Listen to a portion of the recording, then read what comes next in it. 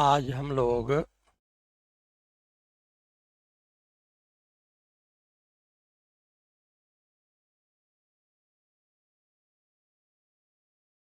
यूपीएपीओ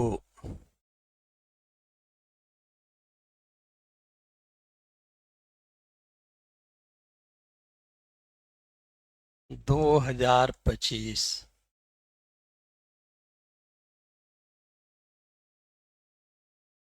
और इसमें आपका जो सिलेबस है, एक तो बीएनएस है और ये 30 मार्क्स का आएगा।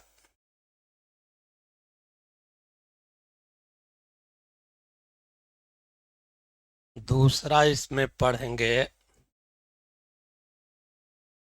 बीएनएसएस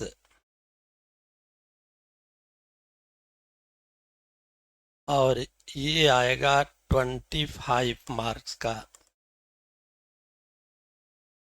इसके बाद इसमें पढ़ेंगे बीएसए और ये रहेगा 20 मार्क्स का। और फिर आपका पुलिस एक्ट है और ये रहेगा 15 मार्क्स का। और इसके बाद कॉन्स्टिट्यूशन है और ये रहेगा 10 मार्क्स का। ये आपका पूरा प्रीलिम्स का सिलेबस है और साथ ही साथ इसमें जीएस भी आपका आएगा। तो इसमें से कॉन्स्टिट्यूशन तो नहीं पढ़ाया जाएगा।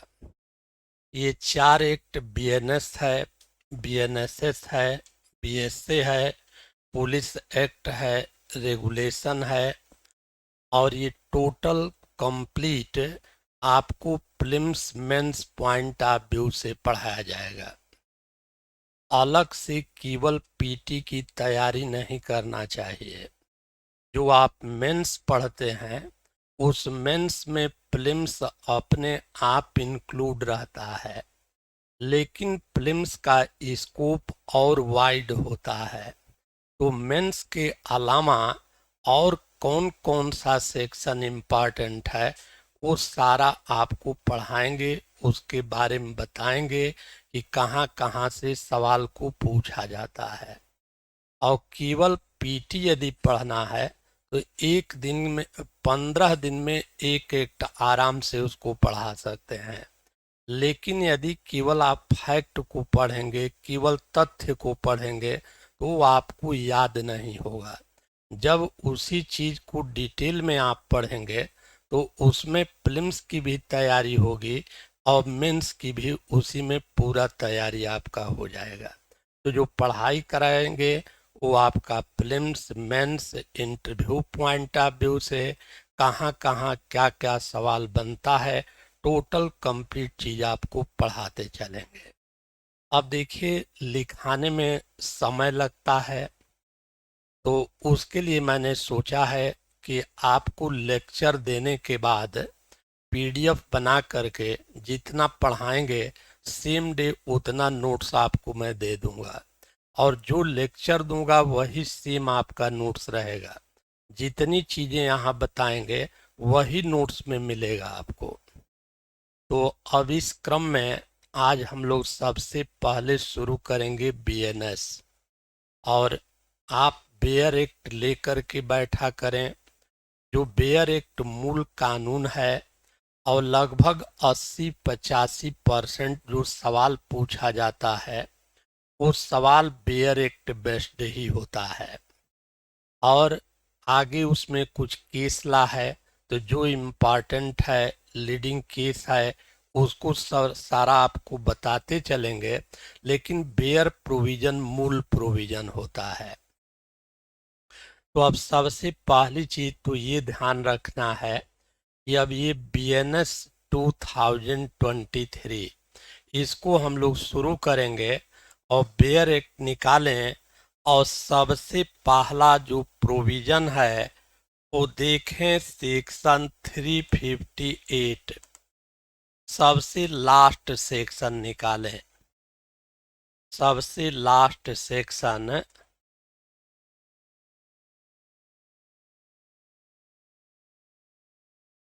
धारा 358 और धारा 358 की उपधारा 1 देखें। अब देखें धारा 358 की जो उपधारा 1 है, इसी के द्वारा जो आईपीसी 1860 है उसको रिपील किया गया है, उसको निरसित किया गया है। और आईपीसी 1860 को रिपील करके उसके स्थान पर बीएनएस 2023 को रखा गया है। तो ये बहुत इम्पॉर्टेंट प्रोविजन कि कौन सा ऐसा प्रोविजन है जो भारतीय दंड संहिता 1860 को रिपील करता है, उसको निरसित करता है और उसकी जगह पर ये बीएनएस का सृजन करता है। ये धारा 358 की उपधारा 1 है। कहीं भी इसी चीज को आप देखेंगे, जब बीएनएसएस पढ़ेंगे तो वहां भी लास्ट सेक्शन धारा 531 है और धारा 531 की उपधारा 1 में भी वहां पर भी पढ़ेंगे कि जो सीआरपीसी 1973 है उसको रिपील किया जाता है और उसके स्थान पर बीएनएसएस 2023 का सृजन किया जाता है। तो लास्ट सेक्शन इम्पॉर्टेंट है, इसको ध्यान में रखना है। दूसरी चीज आप देखेंगे, ये जो बीएनएस 2023 है तो यह कब से इन्फोर्स हुआ है? तो यह 1 जुलाई 2024 से यह इन्फोर्स हुआ है। तो 1 जुलाई 2024 से ये लागू हुआ है। ये भी ध्यान रखना है कि राष्ट्रपति महोदय ने जो विधेयक पेश किया गया था उस पर कब हस्ताक्षर उन्होंने किया था? तो 25 दिसंबर 2023 को, और 1 जुलाई 2024 से यह लागू है। पीटी पॉइंट ऑफ व्यू से ध्यान रखना है कि भारतीय न्याय संहिता में आप यह जो भारतीय न्याय संहिता को जो लाया गया है यह किस समिति के सिफारिश पर इसको लाया गया है, ये भी बहुत इम्पोर्टेंट रहेगा। तो Ranbir Singh committee,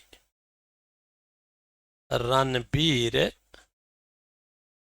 Singh committee and law commission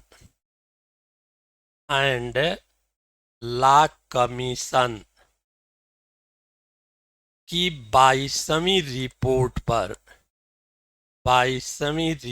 पर तो रणबीर सिंह समिति एवं लॉ कमीशन की 22वीं रिपोर्ट पर ये बीएनएसएस को बनाया गया है।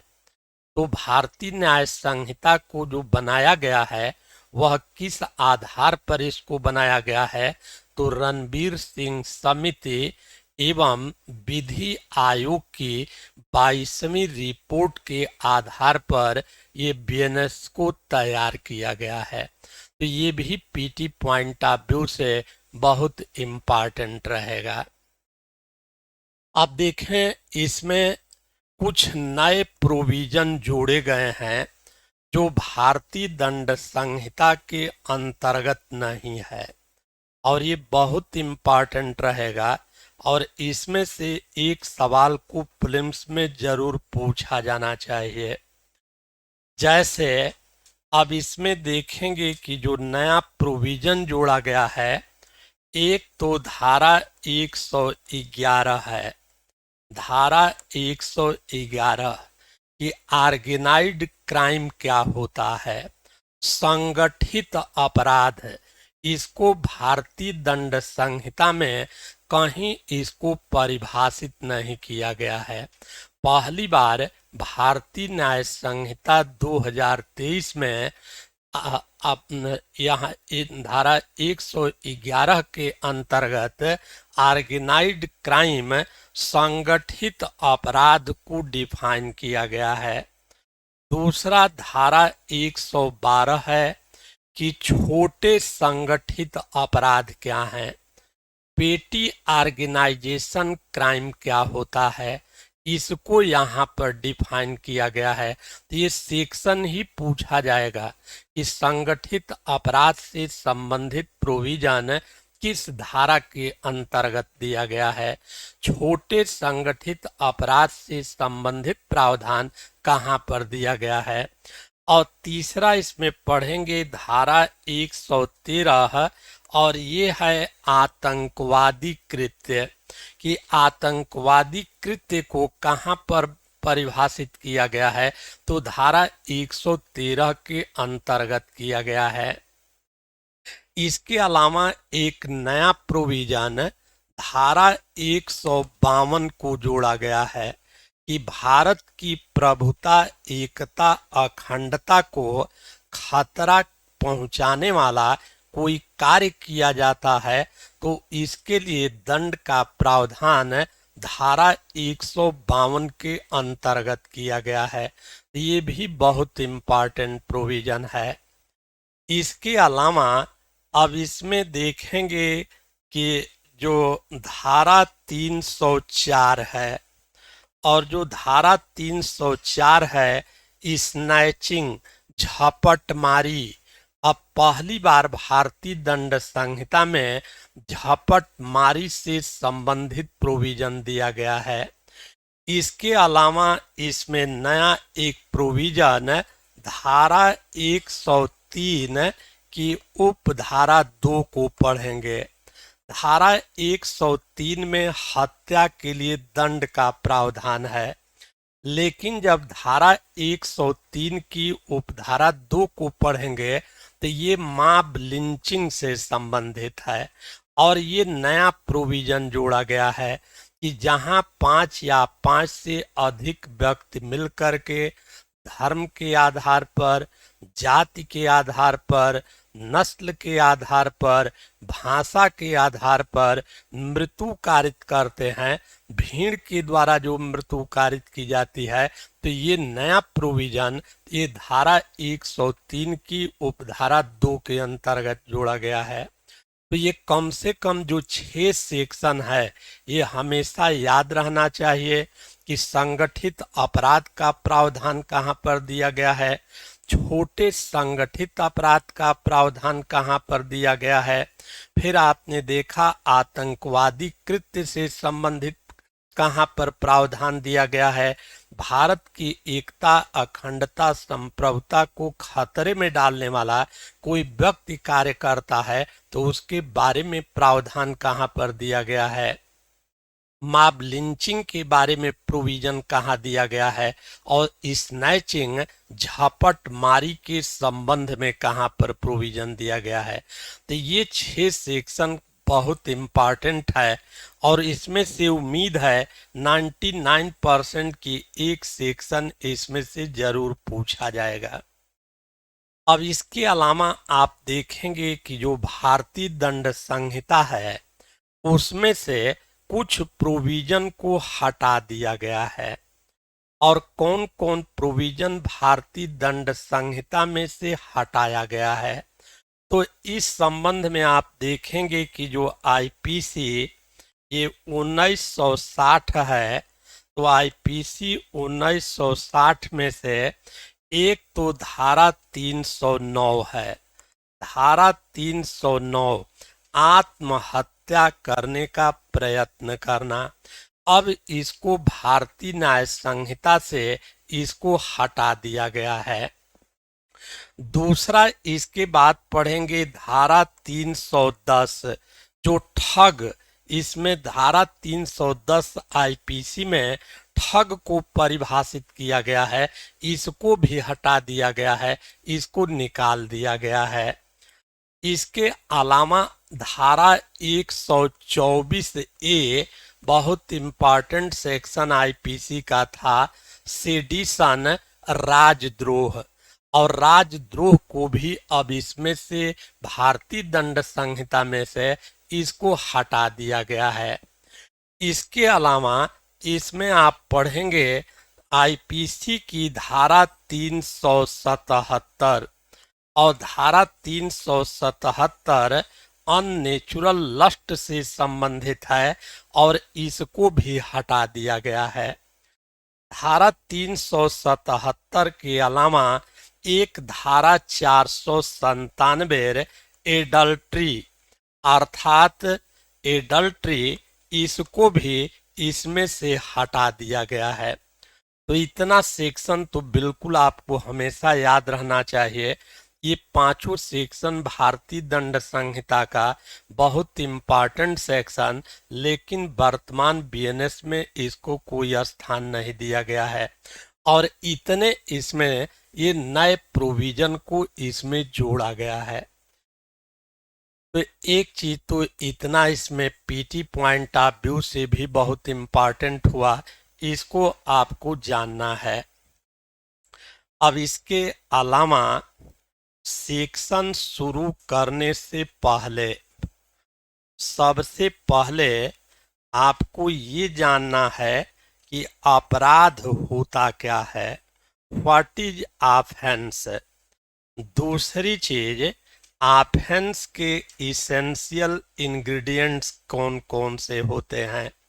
तो अब अपराध की परिभाषा को देखा जाए तो जो अपराध की परिभाषा है, ये तमाम विद्वानों के द्वारा अपराध को परिभाषित किया गया है, लेकिन वास्तव में जो अपराध शब्द है यह निरंतर यह परिवर्तित होता रहता है और इसलिए सारे विद्वानों ने एक मत से इस बात को स्वीकार किया है कि जो अपराध शब्द है इसको परिभाषित करना बहुत कठिन कार्य है।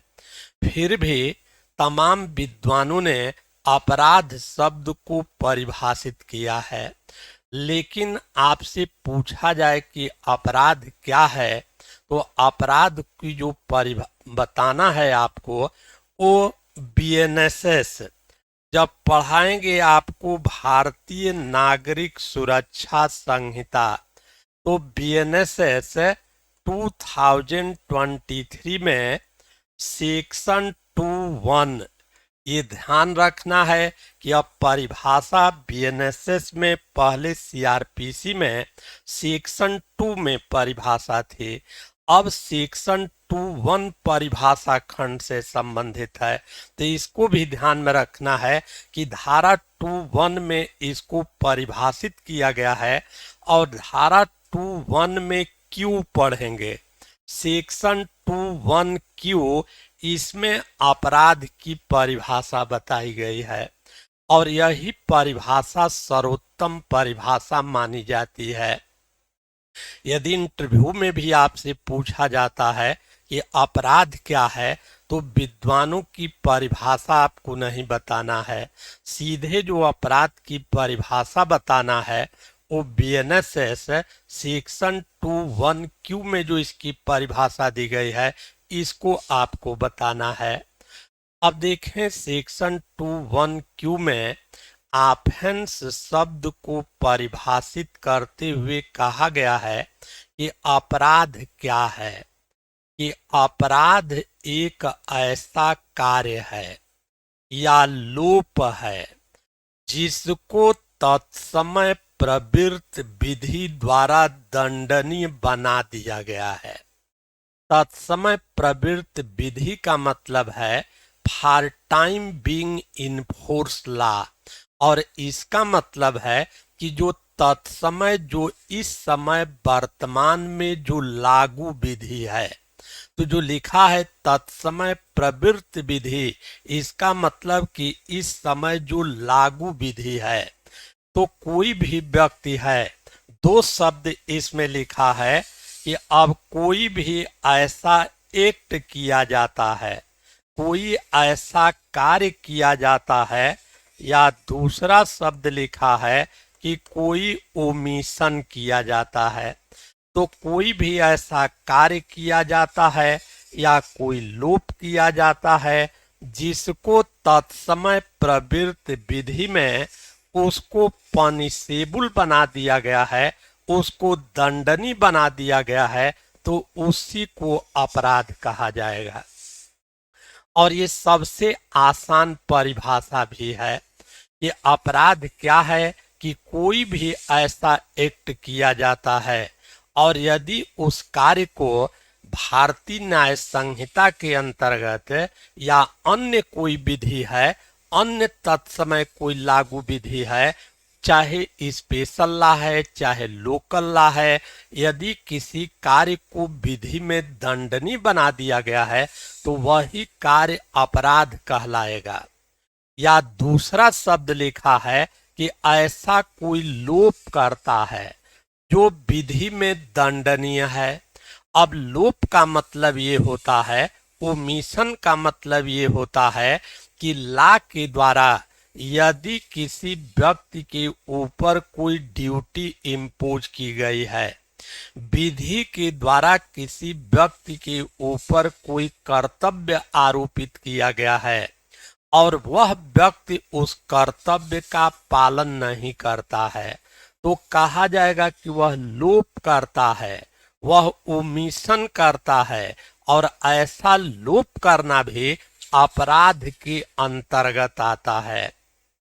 जैसे मान लीजिए कि एलनगंज चौराहे पर अब यदि किसी सब इंस्पेक्टर की ड्यूटी लगाई गई है और वह अपने ड्यूटी का पालन नहीं करता है, वह उस स्थान पर नहीं रहता है और कोई अपराध घटित हो जाता है, तो अब लॉ के द्वारा उसके ऊपर जो कर्तव्य आरोपित किया गया है और उसने कर्तव्य का पालन नहीं किया है, तो कहा जाएगा कि वह लोप करता है। और ऐसा लोप करना भी यह अपराध के अंतर्गत आता है। तो बस इस परिभाषा भी सबसे आसान है कि कोई व्यक्ति ऐसा कार्य करता है जो तत्समय प्रवृत्त विधि द्वारा दंडनीय है। अब ये एक व्यक्ति है, दूसरे व्यक्ति को कमरे में उसको बंद कर देता है, तो अब यहाँ पर एक का जो ये कार्य है, ये भारतीय न्याय संहिता के अंतर्गत ये सदोष परिरोध के अंतर्गत आएगा, ये रांगफुल कन्फाइनमेंट के अंतर्गत आएगा।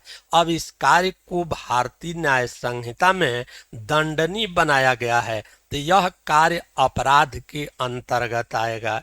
तो कोई भी ऐसा कार्य है या लोप है जिसको विधि में दंडनीय बना दिया गया है, तो वह कार्य या लोप अपराध के अंतर्गत आएगा। अब इसके बाद देखें, पूछा जाता है परिभाषा इंटरव्यू में, तो केवल इतने आपको बताना चाहिए, लेकिन यदि उसमें एक्सपर्ट बैठा रहेगा तो कहेगा कि नहीं, सेक्शन 21 बीएनएसएस जो क्यू में जो परिभाषा दी गई है उसमें आगे कुछ और कहा गया है। तो अब इस परिभाषा के आगे उसमें क्या लिखा है, एक पार्ट आपको बता दिए कि अपराध क्या है कि कोई भी ऐसा कार्य है या लोप है जिसको तत्समय लागू विधि में दंडनीय बनाया गया है, तो वही अपराध कहलाएगा।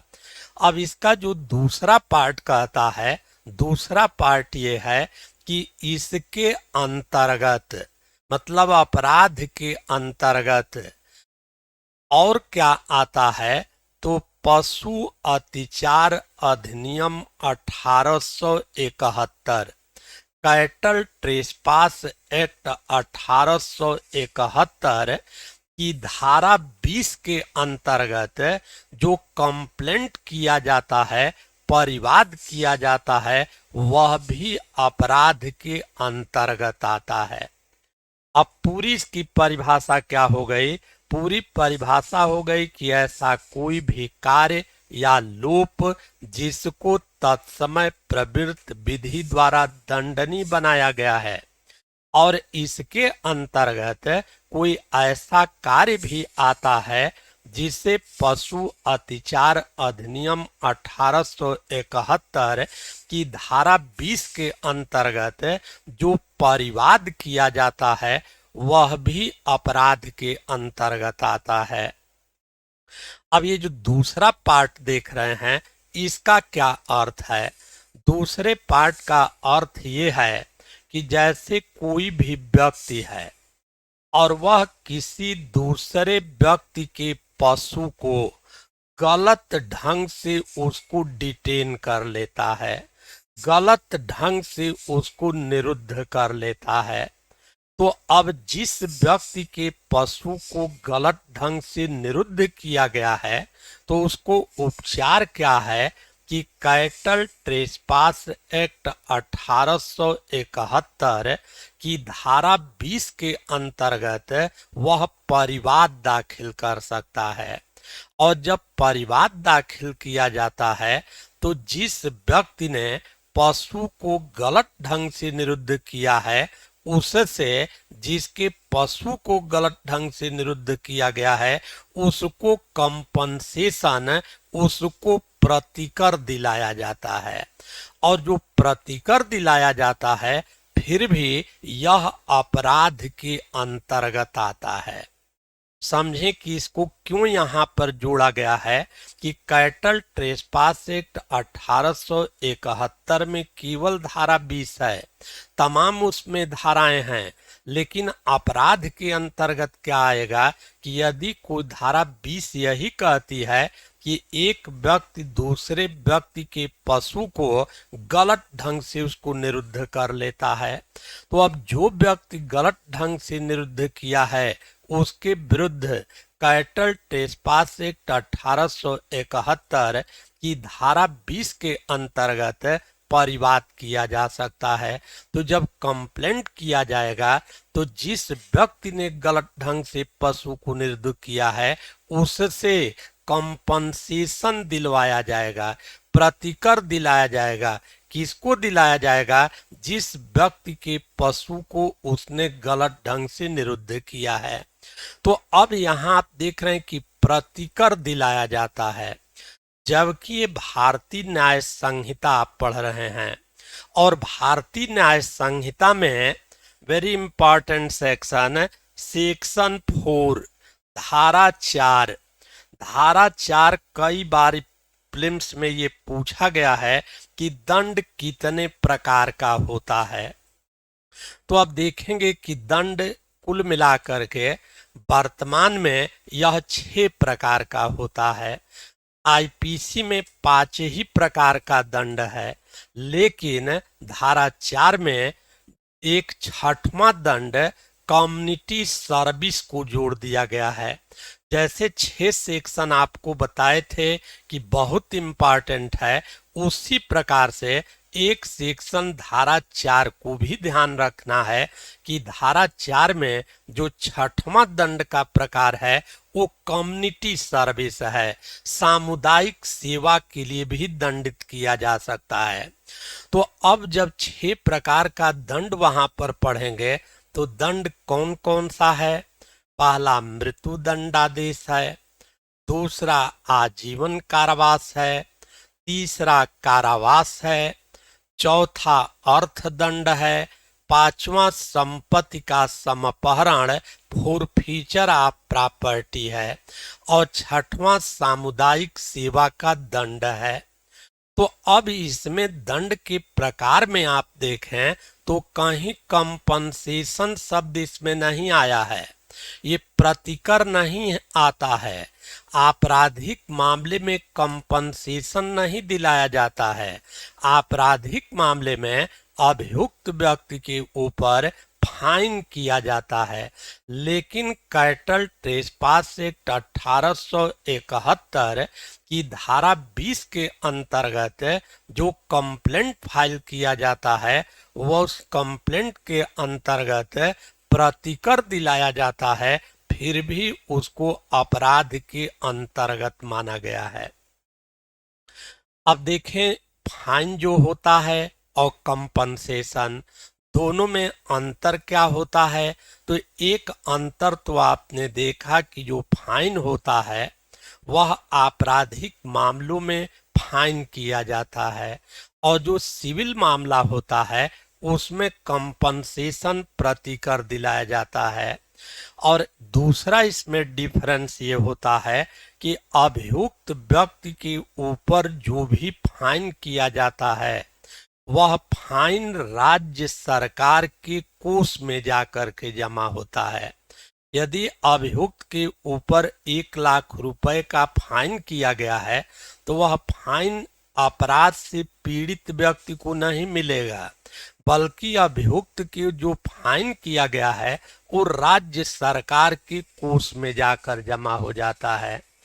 जबकि दूसरी तरफ जो कंपनसेशन होता है, प्रतिकर होता है, वह सदैव पीड़ित व्यक्ति को दिलाया जाता है।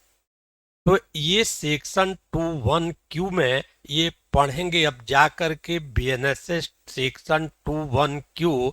तो जितना उसमें शब्द लिखा है उसको पूरा आपको समझा दिए कि अपराध क्या है। और इतना तो कम से कम आप पढ़ रहे हैं तो हमेशा याद रहना चाहिए कि अपराध क्या है। तो ऐसा कोई भी कार्य है, ऐसा कोई भी लोप है जिसको विधि में दंडनीय बनाया गया है तो उसी को अपराध कहा जाएगा। अब देखें, यहीं से प्रॉब्लम भी पूछ ली जाती है। जैसे प्रॉब्लम पूछी जाती है कि एक व्यक्ति है और यह नदी के किनारे खड़ा है और यह देख रहा है कि ये जो 5 बरस का जो बच्चा है यह नदी में डूब रहा है, और ये उसको देखता है, उस बच्चे को बचाता नहीं है, जबकि ये चाहता तो उस बच्चे को बचा सकता था। तो यहाँ पर ए ने कौन सा अपराध कारित किया। तो यहाँ ए ने कोई अपराध कारित नहीं किया, क्योंकि यहाँ पर ए का जो ये कार्य है इसको न तो भारतीय न्याय संहिता में न तो अन्य विधि में उसको दंडनीय नहीं बनाया गया है। तो चाहे कोई कार्य कितना ही अनैतिक क्यों न हो, लेकिन उस कार्य को भारतीय न्याय संहिता में या अन्य विधि में उसको दंडनीय नहीं बनाया गया है, तब वह अपराध के अंतर्गत नहीं आएगा। इसलिए अपराध के लिए हमेशा देखना होगा कि जो कार्य किया गया है, जो लोप किया गया है, वह विधि में दंडनीय है कि नहीं है। यदि विधि में दंडनीय है तभी उसको अपराध माना जाएगा, अदरवाइज उसको अपराध नहीं माना जाएगा। तो ये बीएनएसएस सेक्शन 21Q में ये आपने परिभाषा देखा। अब इसके बाद अब दूसरी इंपॉर्टेंट चीज परिभाषा में कि जो भारतीय न्याय संहिता 2023 है, अब इसकी देखें धारा 2 डिफिनीशन क्लास से संबंधित है, और बीएनएस 2000 सेक्शन बीएनएस 2023 और इसमें जो सेक्शन 2 है यह इंटरप्रिटेशन क्लास से संबंधित है। अब इसमें सेक्शन 2 जब पढ़ेंगे तो सेक्शन 2 का सब क्लाज 30 पढ़ेंगे, सब क्लाज 18 पढ़ेंगे। तो सब क्लाज 30 है, सब क्लाज 24 है, 24 और तब सब क्लाज 18 है। और आसान जो अपराध की परिभाषा दी गई है वह बीएनएस 2023 सेक्शन 2 सब क्लाज 30 उपखंड 30 उपखंड 24 और उपखंड 18। अब इसमें देखेंगे तो जो धारा 30 है इसमें बीएनएस भारतीय न्याय संहिता सेक्शन 24 जब पढ़ेंगे तो इसमें लिखा है स्पेशल लॉ, और सेक्शन सब क्लास 18 को पढ़ेंगे तो इसमें लिखा है लोकल लॉ, और परिभाषा को इसमें आसान बना दिया गया है कि अपराध क्या है। तो कोई भी ऐसा कार्य किया जाता है जो धारा 2 की उपधारा 30 के अंतर्गत वह भारतीय न्याय संहिता में दंडनीय है। तो कोई भी ऐसा कार्य जो धारा 2 की उपधारा 30 कहती है कि ऐसा कोई भी कार्य किया जाता है जिसको भारतीय न्याय संहिता में दंडनीय बनाया गया है, या उपधारा 24 कहती है कि कोई भी ऐसा कार्य जिसको विशेष विधि में दंडनीय बनाया गया है, कोई भी ऐसा कार्य जिसको लोकल लॉ में दंडनीय बनाया गया है। तो और आसान परिभाषा कि अपराध क्या है कि ऐसा कोई भी कार्य है जिसको भारतीय न्याय संहिता के अंतर्गत, किसी स्पेशल लॉ के अंतर्गत, किसी लोकल लॉ के अंतर्गत यदि उसको दंडनीय बनाया गया है तो उसी को अपराध कहा जाएगा। तो ये कुल मिलाकर के ये अपराध की परिभाषा आपने देखा, और ये याद भी रहना चाहिए और प्रोविजन भी याद रहना चाहिए कि धारा 2 की उपधारा 30 यह बीएनएस की बात करता है, उपधारा 24 यह स्पेशल लॉ की बात करता है, और उपधारा जो 18 है ये लोकल लॉ की बात करता है। तो ऐसा कोई भी कार्य जो भारतीय न्याय संहिता में, स्पेशल लॉ में, लोकल लॉ में उसको दंडनीय बनाया गया है तो उसी को अपराध कहा जाएगा। तो ये तो आपने पढ़ लिया अपराध की परिभाषा।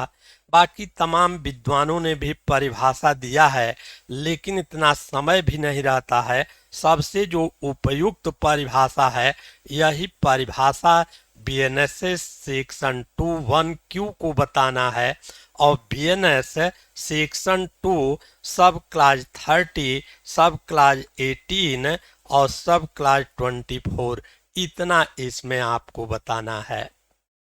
अब इसके बाद अपराध की परिभाषा आपने पढ़ लिया, तो अब दूसरा कि ऑफेंस के इसेंशियल इंग्रेडिएंट्स क्या होते हैं, अपराध के आवश्यक तत्व क्या होते हैं। बहुत इंपॉर्टेंट है पीटी पॉइंट ऑफ व्यू से भी। तो अब देखें कि ऑफेंस है तो ऑफेंस के इसेंशियल इंग्रेडिएंट्स क्या होते हैं। तो ऑफेंस के 4 इसेंशियल इंग्रेडिएंट्स होते हैं। अपराध के 4 आवश्यक तत्व हैं।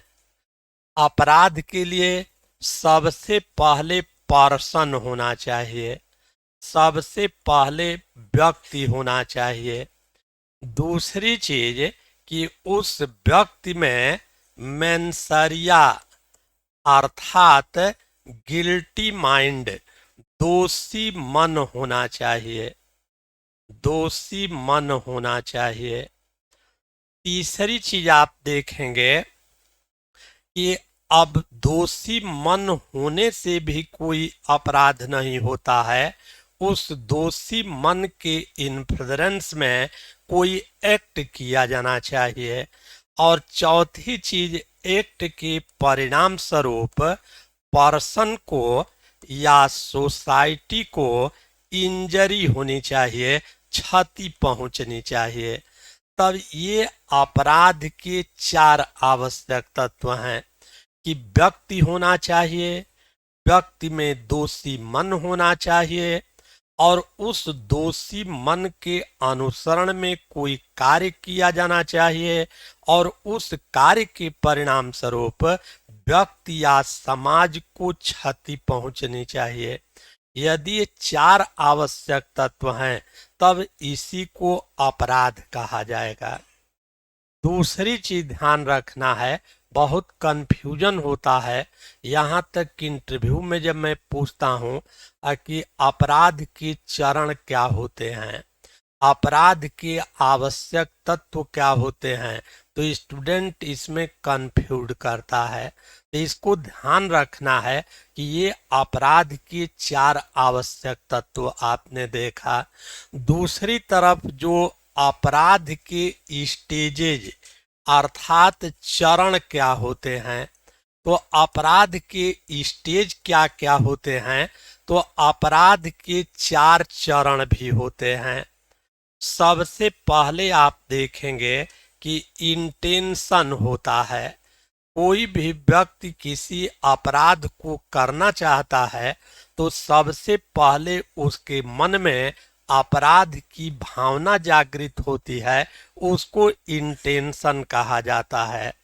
और जब मन में अपराध करने की भावना उत्पन्न हो जाती है तब वह उसके इन्फ्लुएंस में प्रिपरेशन, वह तैयारी को करता है। और जब तैयारी का मतलब होता है कि अपराध को करने के लिए साधनों को एकत्रित करना, तो अपराध करने के लिए जब साधन को कलेक्ट कर लेता है तब उसका जो अगला कार्य होता है, अब वह अटेम्प्ट करता है, वह प्रयत्न करता है, अर्थात उस अपराध की दिशा में अब वह प्रत्यक्ष रूप से वो कदम को बढ़ाता है, तो उसी को प्रयत्न कहा जाता है। और इसके बाद सक्सेसफुल अटेम्प्ट अर्थात सफल जब प्रयत्न हो जाता है तब अपराध कंप्लीट मान लिया जाता है।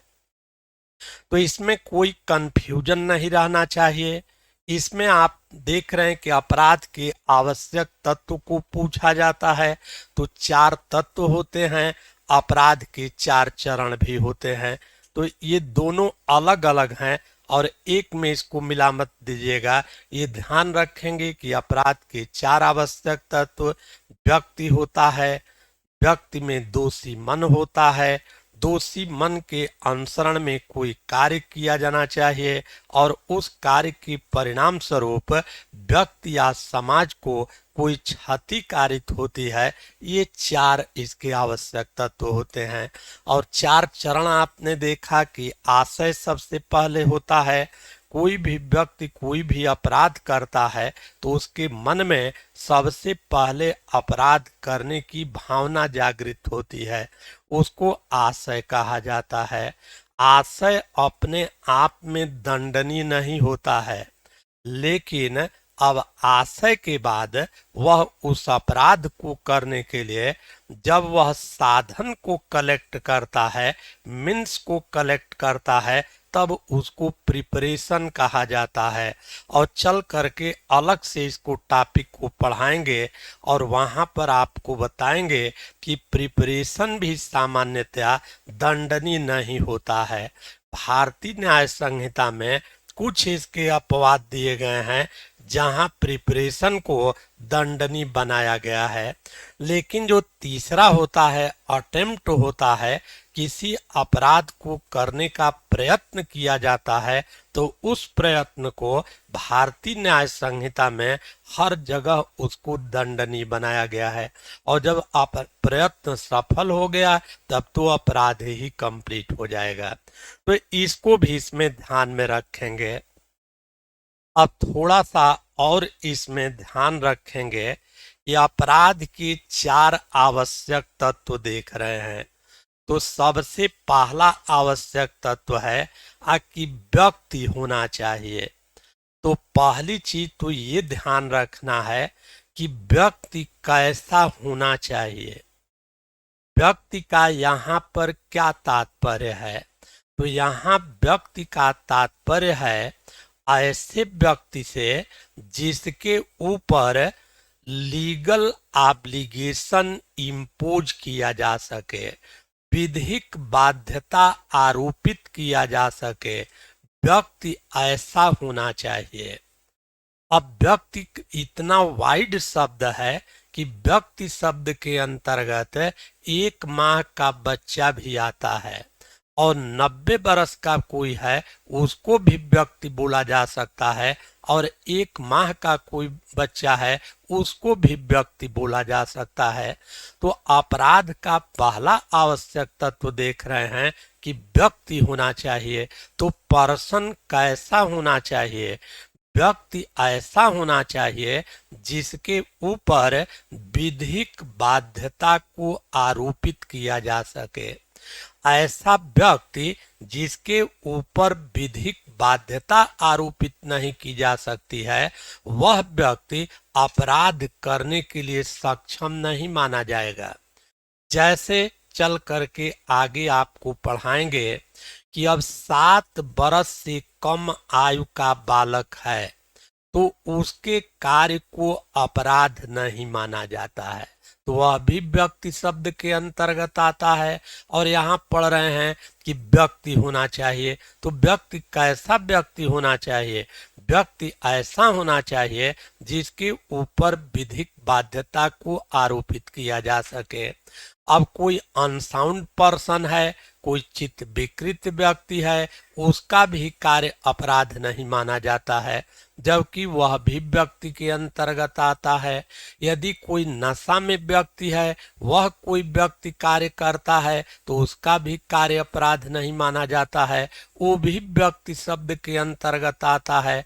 तो ध्यान रखना है, पहली चीज इम्पॉर्टेंट कि व्यक्ति तो होना चाहिए, लेकिन व्यक्ति कैसा होना चाहिए? जिसके ऊपर विधिक बाध्यता को आरोपित किया जा सके। दूसरी चीज, ये जो पर्सन शब्द है, इसको बीएनएस की धारा 2 की उपधारा 26 सेक्शन 2 उपधारा 26, ये जितने सेक्शन बोल रहे हैं, अब ये सेक्शन, ये लग रहा है कि इतनी चीज पढ़ा रहे हैं लेकिन बहुत चीज बता देते हैं। अब वो सब सेक्शन आपको याद करना होगा। कि अब पर्सन शब्द को भारतीय न्याय संहिता में कहाँ पर परिभाषित किया गया है? तो सेक्शन 2 सब क्लास 26 में इसको परिभाषित किया गया है। और व्यक्ति शब्द की जो परिभाषा दी गई है उसमें कहा गया है कि व्यक्ति शब्द के अंतर्गत आता है।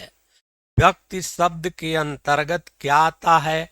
कोई कंपनी भी आती है, कोई संगम भी आता है, व्यक्तियों का निकाय समूह भी इसके अंतर्गत आता है। मीन्स क्या हुआ?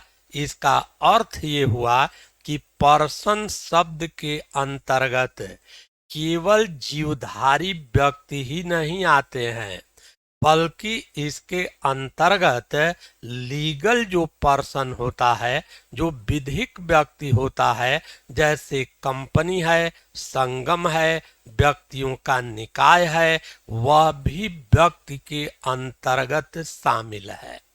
तो अब देखें कि व्यक्ति के अंतर्गत आता है, तो एक तो जीवधारी व्यक्ति इसके अंतर्गत आता है, और साथ ही साथ जो लीगल पर्सन है, जो विधिक व्यक्ति है, वो भी इसके अंतर्गत शामिल है।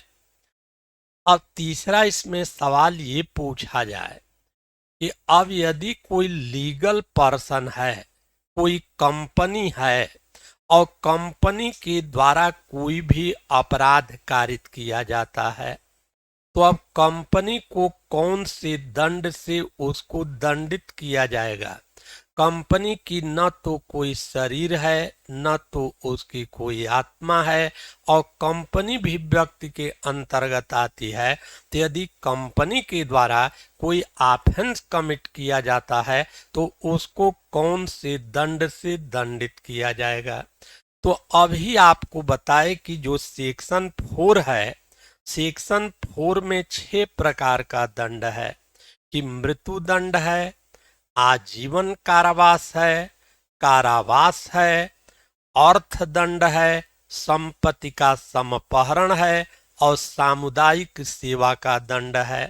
तो अब ध्यान रखना है कि जो कंपनी है, न तो उसकी कोई शरीर होती है, न तो उसकी कोई आत्मा होती है, अतः कंपनी को मृत्यु दंड की सजा नहीं दी जा सकती है, उसको आजीवन कारावास की सजा नहीं दी जा सकती है, उसको कारावास की सजा नहीं दी जा सकती है, लेकिन अब उनके ऊपर अर्थदंड उनके ऊपर किया जा सकता है। उनकी कोई प्रॉपर्टी है, उस प्रॉपर्टी को सीज किया जा सकता है, तो इन दोनों दंड से उसको दंडित किया जाएगा। उसको मृत्युदंड, आजीवन कारावास, कारावास से उसको दंडित नहीं किया जाएगा। तो ये आपने देखा कि पर्सन कैसा होना चाहिए।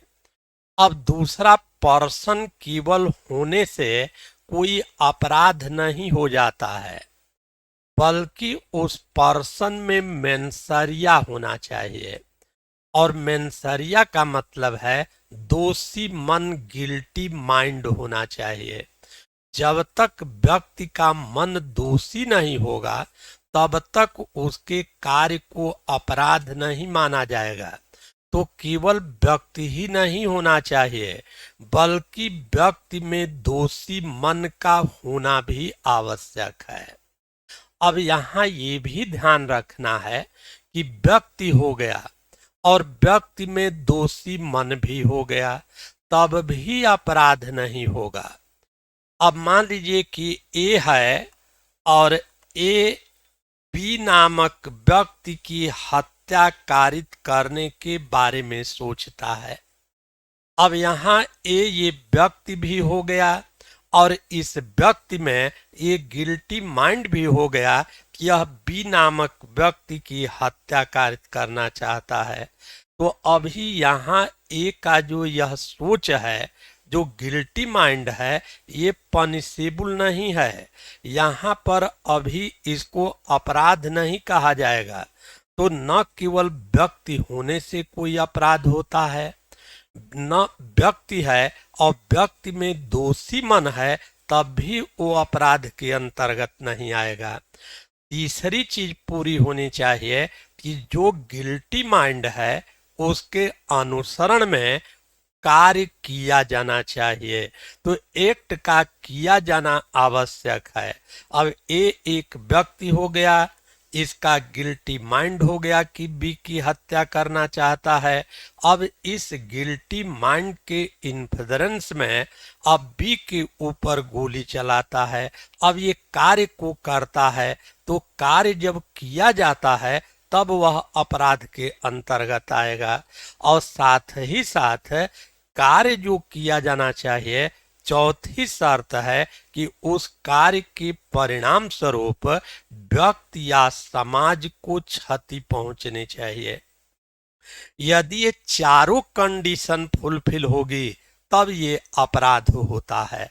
तो व्यक्ति होना चाहिए, व्यक्ति में दोषी मन होना चाहिए, दोषी मन के अनुसरण में कार्य किया जाना चाहिए, और उस कार्य के परिणाम स्वरूप पर्सन या सोसाइटी को इंजरी पहुंचनी चाहिए। अब एक प्रश्न प्रीलिम्स के लिए भी इम्पॉर्टेंट है और इंटरव्यू में भी सवाल पूछा जाता है। अब ये सवाल दो तरीके से पूछा जाता है। एक सवाल ये पूछा जाए कि भारतीय न्याय संहिता में इनएडिक्वेट ऑफेंस क्या है, अपूर्ण अपराध क्या है, या इसी को दूसरे शब्दों में कह सकते हैं कि भारतीय न्याय संहिता अपराध के 4 आवश्यक तत्व बताए गए हैं। भारतीय न्याय संहिता में ऐसा कौन सा अपराध है कि अपराध का 3 आवश्यक तत्व तो पूरा होता है, मतलब पर्सन है, गिल्टी माइंड है और गिल्टी माइंड के इन्फ्लुएंस में एक्ट भी किया है। लेकिन जो चौथी शर्त है, वो चौथी शर्त पूरी नहीं होती है, फिर भी उसको अपराध मान लिया जाएगा। तो भारतीय न्याय संहिता में ऐसा कौन सा अपराध है जिसमें अपराध का चौथा आवश्यक तत्व, जो 4th इसेंशियल इंग्रेडिएंट्स है, वो फुलफिल नहीं होता है, व्यक्ति समाज को क्षति नहीं पहुंचती है, फिर भी बात न करिए। यहाँ क्षति कारित नहीं होती है, फिर भी उसको अपराध मान लिया जाएगा। तो ये देखेंगे कि भारतीय न्याय संहिता में 3 केवल ऐसे अपराध हैं जिसमें जो चौथी आवश्यक शर्त है कि व्यक्ति समाज को क्षति पहुंचनी चाहिए, क्षति नहीं पहुंचती है फिर भी उसको अपराध माना जाता है। तो अब देखा जाए कि भारतीय न्याय संहिता में वो कौन सा अपराध है जिसमें चौथी शर्त पूरी नहीं होती है, व्यक्ति समाज को क्षतिकारित नहीं होती है, फिर भी उसको अपराध के अंतर्गत माना जाएगा। तो अब ये 3 अपराध देखेंगे, बहुत इंपॉर्टेंट है, कई बार फिल्म्स में पूछा गया है। तो पहला है अटेम्प्ट, यदि किसी अपराध करने का प्रयत्न किया जाता है। अब देखें कि ए है और यह बी को मार डालने के आशय से और बी के ऊपर गोली चलाता है और गोली बी के बगल से निकल जाती है। तो अब ये पर्सन भी हो गया, गिल्टी माइंड भी हो गया। गिल्टी माइंड के इन्फ्लुएंस में इसने एक्ट भी कर दिया, लेकिन चौथी शर्त है कि व्यक्ति को क्षति भी पहुंचनी चाहिए। अब यहाँ इसको कोई क्षति कारित नहीं होती है, फिर भी एक का कार्य क्या है, यह हत्या के प्रयत्न के अंतर्गत आएगा। जबकि चौथी आवश्यक शर्त है कि उस पर्सन को इंजरी भी होनी चाहिए, इसको कोई इंजरी नहीं हो रही है फिर भी एक कार्य यहाँ हत्या के प्रयत्न के अंतर्गत आएगा। तो एक तरीके से यह अपूर्ण अपराध हुआ, चारों तत्व पूरा नहीं हो रहा है फिर भी यहाँ पर इसको अपराध माना जाएगा। दूसरा इसी तरीके से चल करके आपको पढ़ाएंगे अबेटमेंट, दुष्प्रेरण, धारा 45 सेक्शन 45। और यहाँ पर देखेंगे कि जैसे अब मान लीजिए कि ए एक व्यक्ति है और यह बी को इंस्टिगेट करता है, उत्तेजित करता है, उकसाता है कि तुम सी नामक व्यक्ति की हत्या कारित कर दो। तो ए बी को उकसाता है कि तुम सी की हत्या कारित कर दो, लेकिन बी सी की हत्या करने से मना कर देता है। अब यहाँ सी को कोई क्षति कारित नहीं होती है, लेकिन यहाँ जो ए अबेटर है, जो दुष्प्रेरक है, यह किस अपराध के लिए दोषी होगा, तो ये सी की हत्या के दुष्प्रेरण के लिए यहाँ पर इसको दोषी माना जाएगा। जबकि सी को कुछ पता भी नहीं है, सी को कोई हानिकारित नहीं हुआ है। तो चल करके आपको बताएंगे, वहां पर सेक्शन 46 पढ़ेंगे, अबेटर किसे कहा जाता है। और सेक्शन 46 में जब दूसरा स्पष्टीकरण को पढ़ेंगे तो दूसरे स्पष्टीकरण में लिखा है कि दुष्प्रेरण के अपराध के लिए यह कोई आवश्यक नहीं है कि दुष्प्रेरित कार्य को किया जाए या अपेक्षित प्रभाव घटित हो। दुष्प्रेरण एक पूरी तरीके से स्वतंत्र अपराध होता है और दुष्प्रेरण के अपराध के लिए कोई आवश्यक नहीं है कि दुष्प्रेरित कार्य को किया जाए, फिर भी दुष्प्रेरक जिस कार्य को करने के लिए दुष्प्रेरण किया है उसके लिए वह उत्तरदायी माना जाएगा।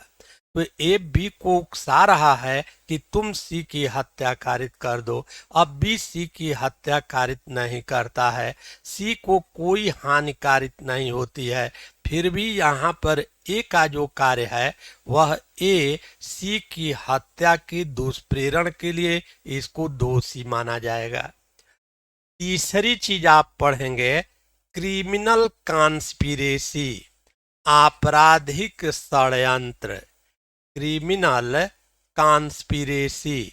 और क्रिमिनल कॉन्स्पिरेसी की जो परिभाषा दी गई है सेक्शन 61 में, और ये याद रहना चाहिए। ये सेक्शन कई बार पूछा गया है कि आपराधिक षड्यंत्र को कहाँ पर डिफाइन किया गया है। तो जब भारतीय दंड संहिता पढ़ेंगे तो वहां धारा 120 ए में इसको परिभाषित किया गया है और धारा 120 बी में उसको दंडनीय बनाया गया है। अब वह जो 120 ए में क्रिमिनल कॉन्स्पिरेसी की परिभाषा है, अब उस परिभाषा को बीएनएस के सेक्शन 61 में रखा गया है। अब क्रिमिनल कॉन्स्पिरेसी आप पढ़ेंगे परिभाषा वहां पर कि आपराधिक षड्यंत्र क्या होता है, कि जब दो या दो से अधिक व्यक्ति किसी इलीगल एक्ट को, किसी अवैध कार्य को या किसी वैध कार्य को अवैध साधन द्वारा करने के लिए सहमत हो जाते हैं तो वह सहमति ही क्रिमिनल कॉन्स्पिरेसी कहलाती है। अब जैसे यदि दो व्यक्ति हैं, साधारण भाषा में चल करके वहां पढ़ाएंगे तो इसको समझाएंगे। धारा 61 में क्रिमिनल कॉन्स्पिरेसी की परिभाषा दी गई है। साधारण भाषा में जब दो या दो से अधिक व्यक्ति किसी अपराध को करने के लिए सहमत हो जाते हैं, केवल एग्री हो जाते हैं, तो वह सहमति ही क्रिमिनल कॉन्स्पिरेसी कहलाती है। अब जैसे ए और बी दोनों आपस में सहमत हो जाते हैं कि सी नामक व्यक्ति की हत्या कारित करना है, तो ए और बी की जो अपराध करने के संबंध में सहमति है, यह सहमति ही क्रिमिनल कॉन्स्पिरेसी कहलाती है।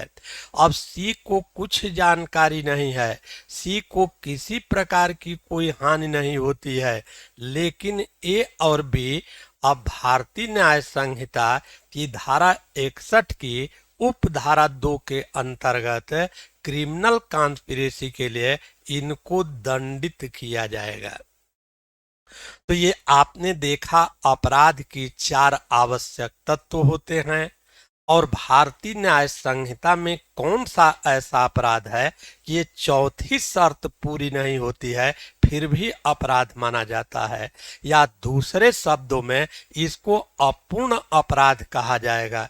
अपूर्ण अपराध इसलिए कहा जाएगा कि किसी को इसमें जो चौथी शर्त है कि व्यक्ति को हानि पहुंचनी चाहिए, क्षति पहुंचनी चाहिए, और इन तीनों उदाहरण के अंतर्गत आपने देखा व्यक्ति को कोई क्षति कारित नहीं होती है फिर भी इसको अपराध माना जाता है। तो ये पर्सन आपने देखा। दूसरी चीज पढ़ेंगे मेंसरिया। अब मेंसरिया बहुत इम्पॉर्टेंट है और पीटी पॉइंट ऑफ व्यू से भी इम्पॉर्टेंट है और मेंस में भी इसको पूछा जाता है कि मेंसरिया से आप क्या समझते हैं। दूसरी चीज कि मेंसरिया का जो प्रिंसिपल है वह भारतीय न्याय संहिता में कहाँ तक अप्लाई होता है, कहाँ तक वह लागू होता है।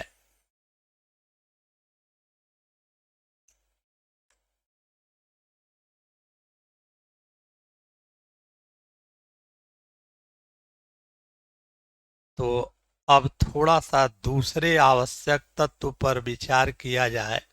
ये मेंसरिया, ये अलग से पूरा सवाल ही बनता है कि मेंसरिया क्या होती है।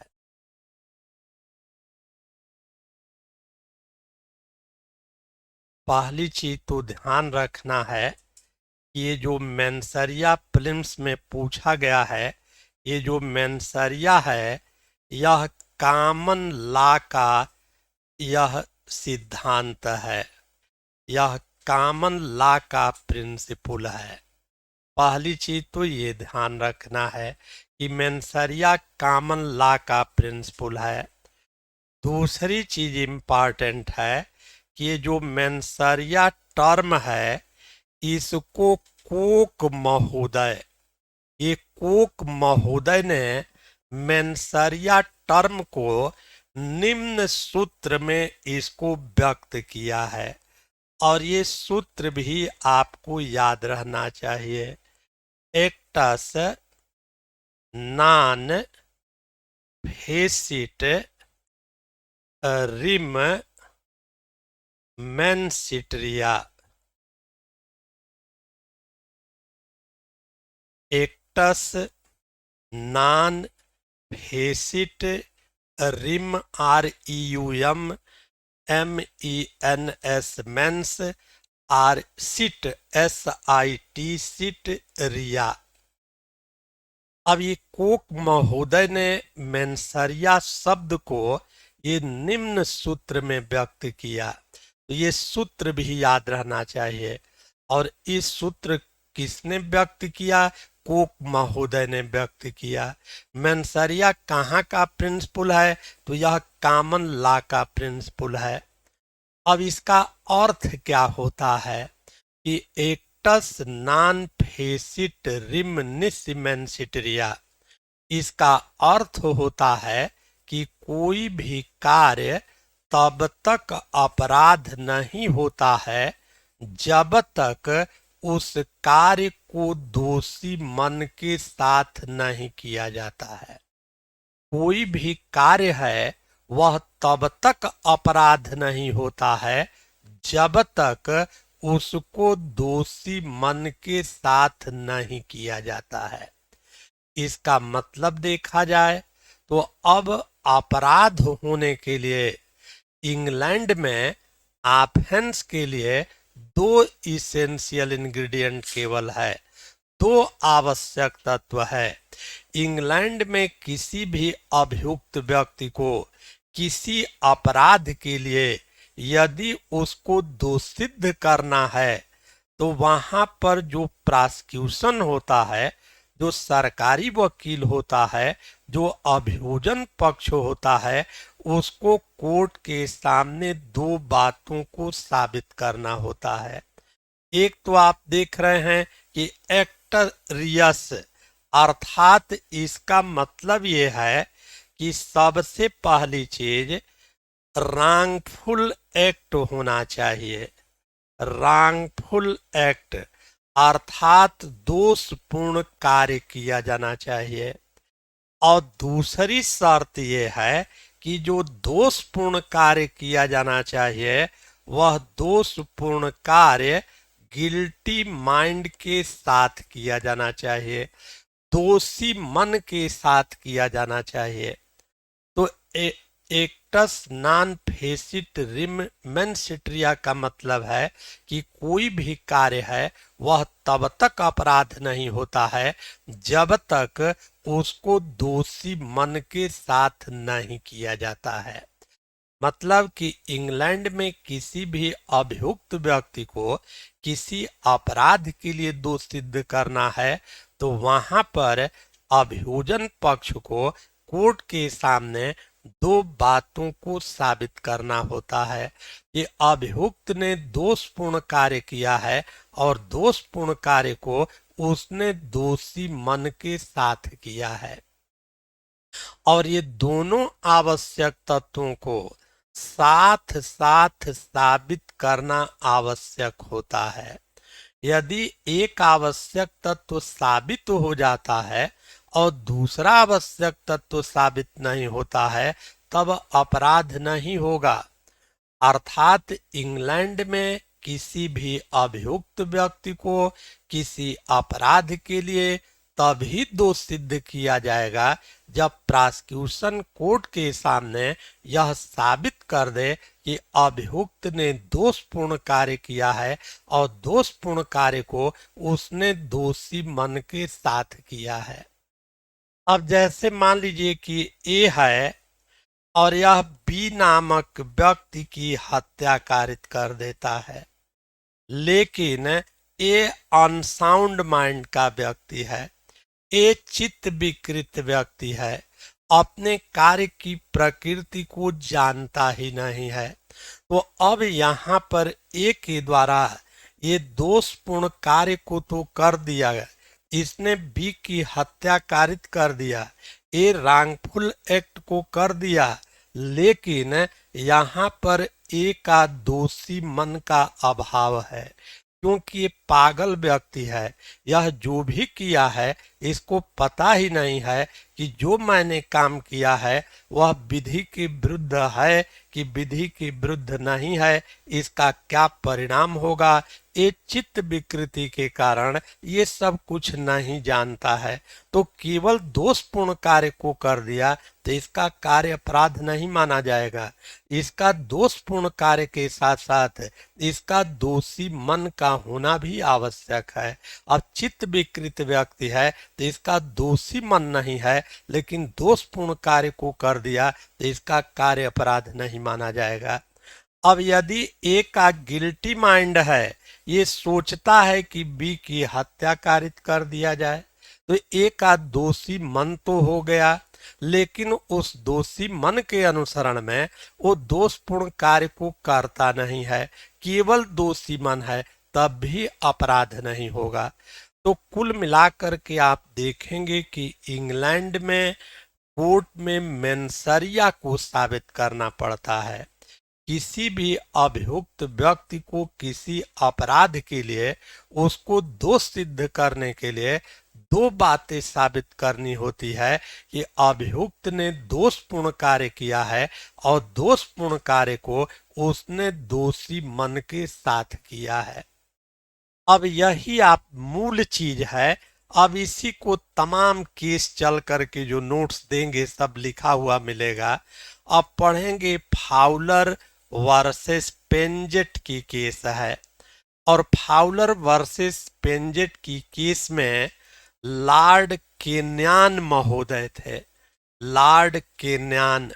और लॉर्ड केन्यान महोदय ने कहा यही चीज कि इंग्लैंड में किसी भी अभियुक्त व्यक्ति को किसी अपराध के लिए उसको दोषित करना है तो दोषपूर्ण कार्य और दोषी मन ये दोनों का साथ साथ साबित किया जाना आवश्यक है। और चल करके आपको केसेज बताएंगे। आर वर्सेस खंडू की केस है, आर वर्सेस सार्टी की केस है। इन तमाम केसों में इंग्लैंड के न्यायालय ने यही स्पष्ट किया कि किसी अभियुक्त व्यक्ति को दोषित करना है तो दोषपूर्ण कार्य और दोषी मन दोनों का साथ साथ किया जाना साबित करना होगा। अब इसमें एक चीज और ध्यान रखना है कि इसमें दोषपूर्ण कार्य देख रहे हैं और दूसरा दोषी मन देख रहे हैं, गिल्टी माइंड देख रहे हैं। लेकिन जो दोषी मन होता है उसको कोर्ट में साबित करना बड़ा कठिन काम होता है। दोषी मन का मतलब है कि किसी व्यक्ति ने जो मृत्यु कारित किया है वह कार्य मृत्यु कारित करने के आशय से किया है कि नहीं किया है। कोई व्यक्ति किसी कार्य को नॉलेज रखते हुए किया है कि नहीं किया है। कोई व्यक्ति किसी कार्य को नेग्लिजेंस पूर्ण किया है कि नहीं किया है। कोई व्यक्ति किसी कार्य को उतावलेपन में किया है कि नहीं किया है। कोई व्यक्ति किसी कार्य को कपट पूर्वक किया है कि नहीं किया है। कोई व्यक्ति किसी कार्य को बेईमानी पूर्ण किया है कि नहीं किया है। अब इसको कोर्ट में साबित करना है, तो ये सब मन के अंदर रहने वाली चीज है। अब ए है और ए के ऊपर आरोप है कि ए ने बी की हत्या कारित कर दिया।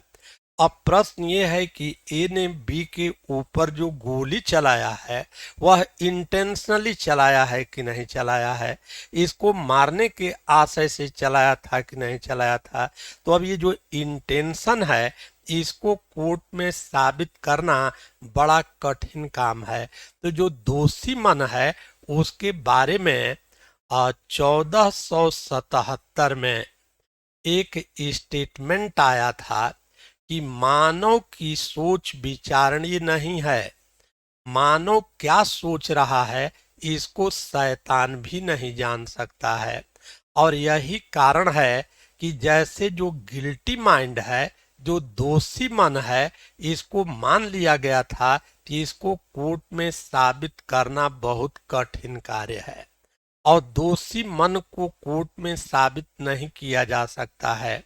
कोई व्यक्ति किसी कार्य को जानते हुए किया है कि नहीं किया है, कपट पूर्वक किया है कि नहीं किया है, बेईमानी पूर्वक किया है कि नहीं किया है, ये सब उसके मन के अंदर रहने वाली चीज है और इसको डायरेक्ट एविडेंस के माध्यम से इसको कोर्ट में साबित करना बहुत कठिन काम है।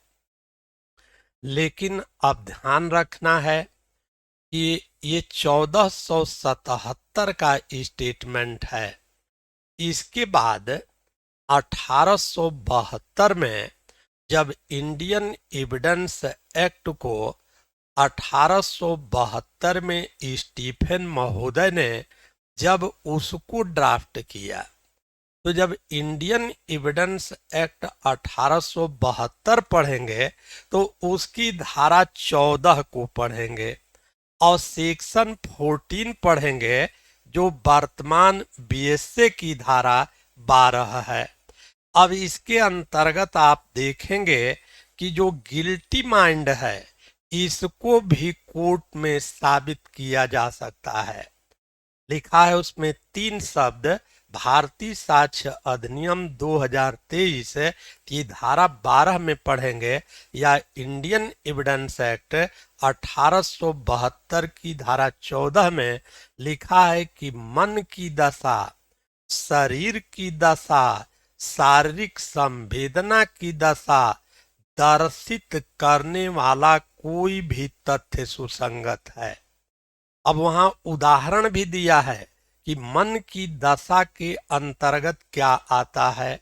तो मन की दशा के अंतर्गत एक तो आशय आता है, दूसरा ज्ञान आता है, तीसरा उपेक्षा है, चौथा वैमनस्यपूर्ण कार्य है, सदिच्छा है।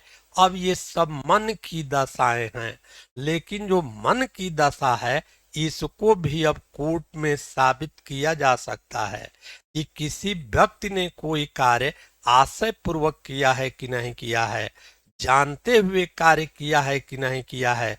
जब भारतीय साक्ष्य अधिनियम को पढ़ाएंगे तो वहां पर आपको बताएंगे कि मन की दशा को भी अब कोर्ट में उसको कैसे साबित किया जा सकता है। तो अब इसके बाद अब देखें, अब जो मेंस पॉइंट ऑफ व्यू से, पीटी पॉइंट ऑफ व्यू से तो सूत्र को याद रखना है। किसने सूत्र दिया? कुक महोदय ने, इसको ध्यान में रखना है। और सूत्र का नाम क्या है इसको ध्यान में रखना है। इसका मतलब क्या होता है इसको ध्यान में रखना है। अब एक सवाल ये पूछा जाता है कि ये मेंसरिया ये कॉमन लॉ का प्रिंसिपल है और ये मेंसरिया का जो प्रिंसिपल है वह भारतीय दंड संहिता या भारतीय न्याय संहिता में लागू होता है कि नहीं लागू होता है। अभी जो मेंसरिया के बारे में आपने पढ़ा तो यहीं से शुरुआत की है कि ये कॉमन लॉ का प्रिंसिपल है। तो ये इंग्लैंड में का ये सिद्धांत है। ये जो कॉमन लॉ का प्रिंसिपल है यह भारतीय न्याय संहिता में अप्लाई करता है कि नहीं करता है। अब यदि भारतीय न्याय संहिता पर विचार किया जाए तो जो भारतीय न्याय संहिता है वास्तव में इसका कोडिफिकेशन कर दिया गया है, संहिताकरण इसका कर दिया गया है। दूसरी चीज देखेंगे कि जो भारतीय न्याय संहिता है यह वैज्ञानिक ढंग से इसको परिभाषित किया गया है। तीसरी चीज यदि विचार करेंगे तो जो भारतीय न्याय संहिता है इसमें जो भी अपराध की परिभाषा दी गई है हर परिभाषा में अपराध के आवश्यक तत्व को उसी परिभाषा में समाहित कर दिया गया है। चौथी चीज यदि ध्यान देंगे तो पूरे भारतीय न्याय संहिता में कहीं भी मेंसरिया शब्द का प्रयोग नहीं किया गया है। तो समझें, ये कॉमन लॉ का प्रिंसिपल है। अब प्रश्न ये है कि जो कॉमन लॉ का ये प्रिंसिपल है यह भारतीय न्याय संहिता में कहाँ तक अप्लाई करता है, ये लागू होगा कि लागू नहीं होगा। तो आप देख रहे हैं इसकी विशेषता क्या, कि भारतीय न्याय संहिता वैज्ञानिक ढंग से परिभाषित है, इसका संहिताकरण कर दिया गया है, सब सेक्शन में प्रावधान कर दिया गया है। तीसरी चीज कि अपराध को परिभाषित किया गया है और अपराध को परिभाषित करके अपराध के जितने आवश्यक तत्व हैं उस परिभाषा में ही उसको समाहित कर दिया गया है और मेंसरिया शब्द का कहीं प्रयोग भी नहीं किया गया है। तो वास्तव में इस पर विचार किया जाए तो ऐसा लगता है कि जो मेंसरिया का प्रिंसिपल एक कॉमन लॉ का प्रिंसिपल है और यह भारतीय न्याय संहिता में यह अप्लाई नहीं करता है, लेकिन ऐसा नहीं है। अब देखें, आपको बताए कि इंग्लैंड में यदि किसी अभियुक्त व्यक्ति को किसी अपराध के लिए दोषित करना है तो वहां मेंसरिया को साबित करना होता है और जो कोक महोदय ने सूत्र बताया उसके अनुसार वहां पर केवल दो ही बात साबित करनी होती है। अभियुक्त को किसी अपराध के लिए दोषित करना है तो आपने पढ़ा कि इंग्लैंड में दो ही चीज साबित करना है। क्या क्या? कि अभियुक्त ने दोषपूर्ण कार्य किया है और दूसरी चीज कि वह दोषपूर्ण कार्य को दोषी मन के साथ किया है। यही दो चीज साबित करना होता है। लेकिन भारतीय न्याय संहिता में अब जैसे धारा 303 चल करके पढ़ा जाएगा। धारा 303 चोरी है। चोरी की परिभाषा धारा 303 की उपधारा 1 में दी गई है। तो अब यहाँ पर यदि अभियुक्त को चोरी के अपराध के लिए दोष सिद्ध करना है तो यहाँ पर क्या साबित करना होगा?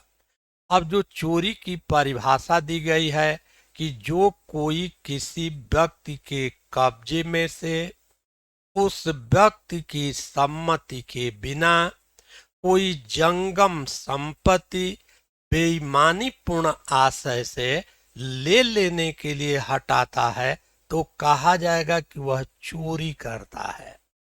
अब आपको क्या बताए कि हमारे यहाँ जो अपराध की परिभाषा दी गई है उसी परिभाषा में उसके आवश्यक तत्व को उसी में रख दिया गया है। अब ये परिभाषा का एनालिसिस करेंगे तो चोरी के 5 आवश्यक तत्व होते हैं। सबसे पहला कि dishonest intention to taking property, संपत्ति लेते समय बेईमानी पूर्ण आशय होना चाहिए। दूसरा, प्रॉपर्टी मस्ट बी मूवेबल, कि जो संपत्ति है उसको चल होना चाहिए। तीसरा, संपत्ति को दूसरे व्यक्ति के पोजीशन में से लिया गया होना चाहिए। चौथी चीज, संपत्ति को बिना कंसेंट के लिया गया होना चाहिए। और पांचवी शर्त है कि प्रॉपर्टी मस्ट बी मूव, संपत्ति को हटाया जाना चाहिए। तो हमारे यहाँ यदि किसी अभियुक्त को चोरी के लिए दोष सिद्ध करना है तो जो अभियोजन पक्ष है, जो एपीओ रहेगा, उसको कोर्ट में क्या साबित करना होगा? इन 5 आवश्यक तत्वों को साबित करना होगा। और जब पांचों आवश्यक तत्वों को साबित करेगा तब अभियुक्त व्यक्ति को चोरी के अपराध के लिए उसको दोष सिद्ध किया जाएगा।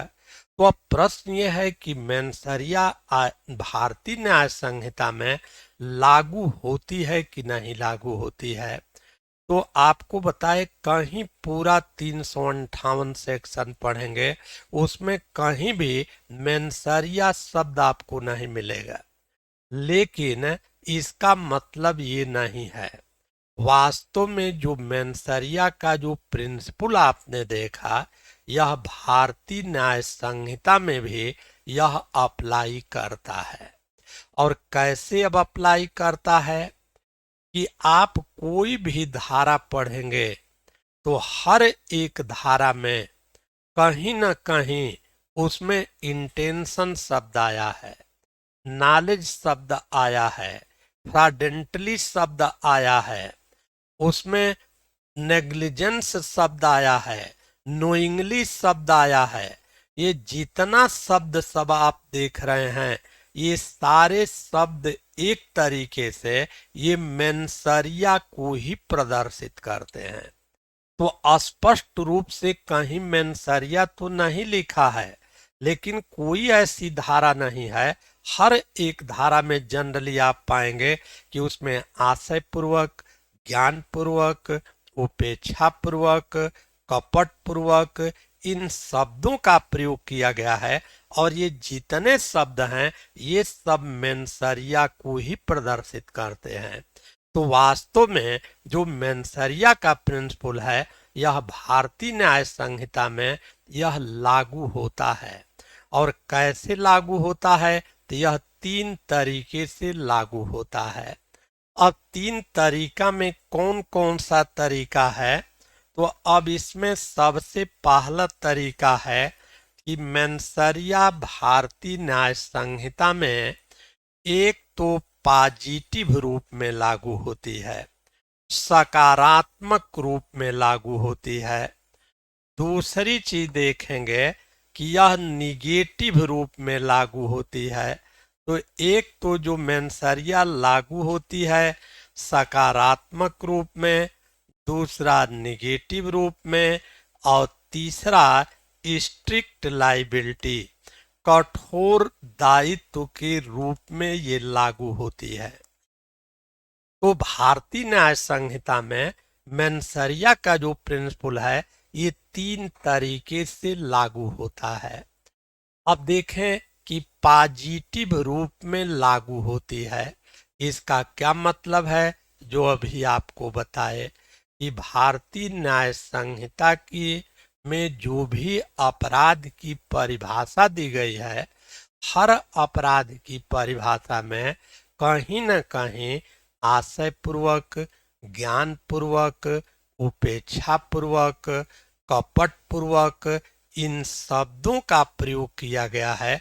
और ये शब्द मेंसरिया को ही दर्शाते हैं। तो इसको कहा जाएगा कि भारतीय न्याय संहिता में मेंसरिया का जो प्रिंसिपल है ये पॉजिटिव रूप में लागू होता है।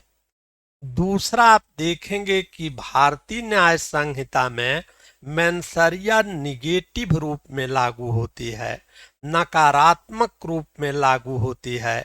और इसका उदाहरण चल करके आप पढ़ेंगे, आगे पढ़ाएंगे, बहुत इम्पॉर्टेंट है, जनरल एक्सेप्शन चैप्टर।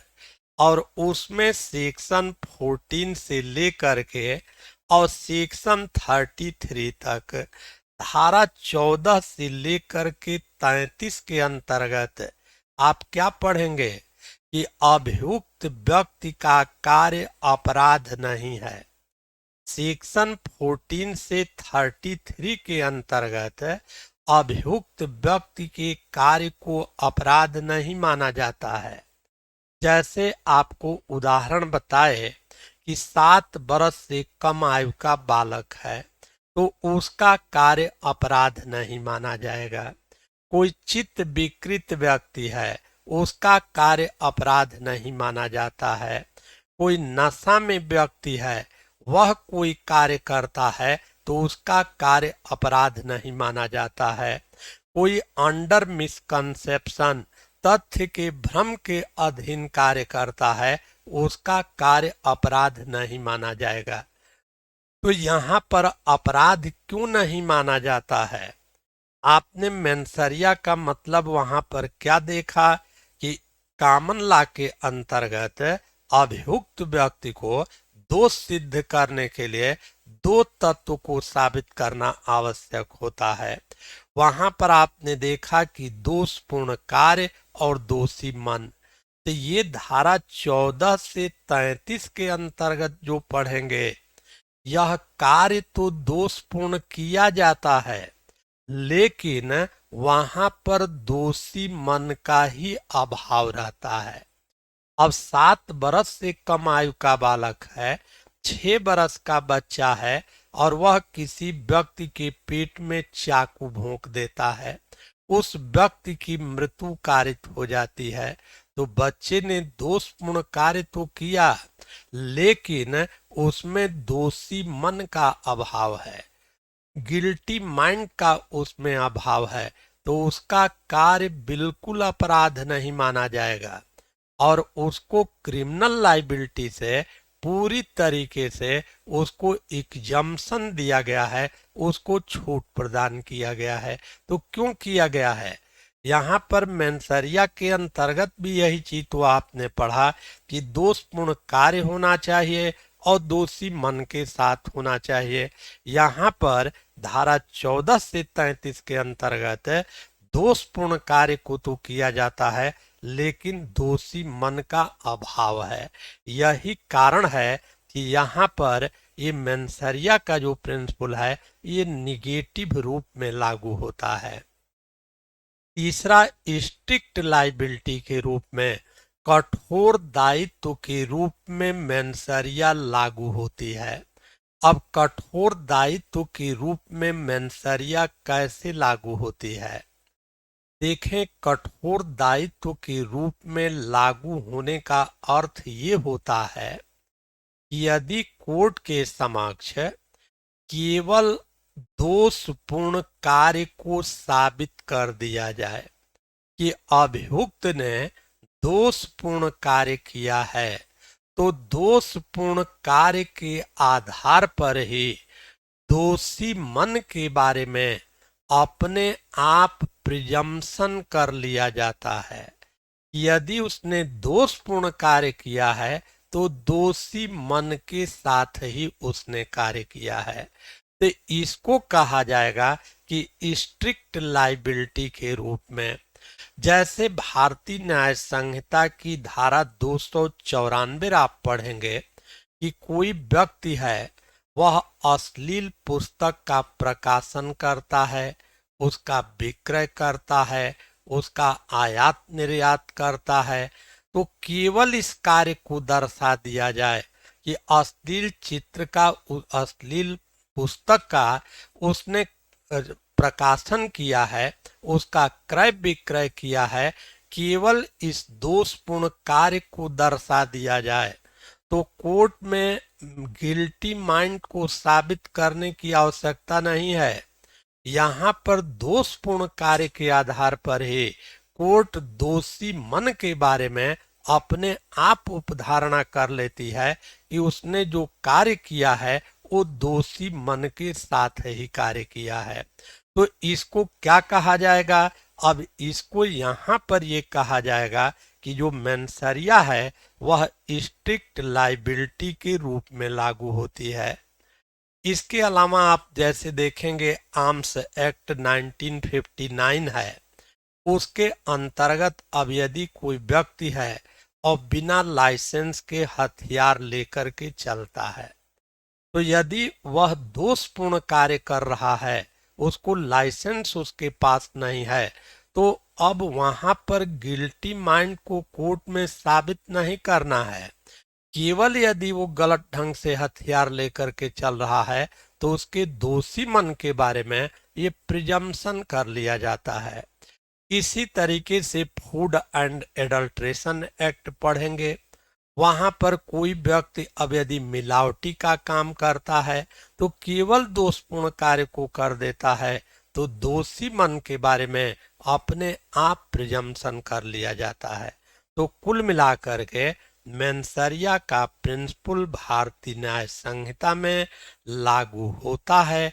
कैसे लागू होता है? सकारात्मक रूप में, नकारात्मक रूप में, कठोर दायित्व के रूप में।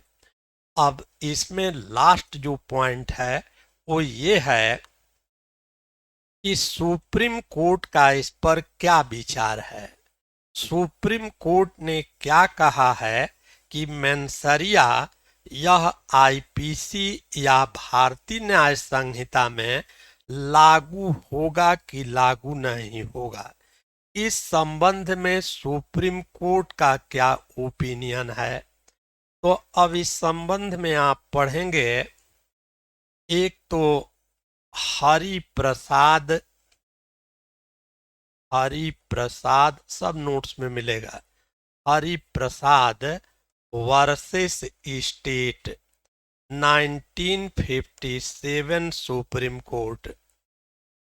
दूसरी इस पर इम्पॉर्टेंट केस है जो प्रायः प्रीलिम्स में पूछा गया है, वो है state of Maharashtra. State of Maharashtra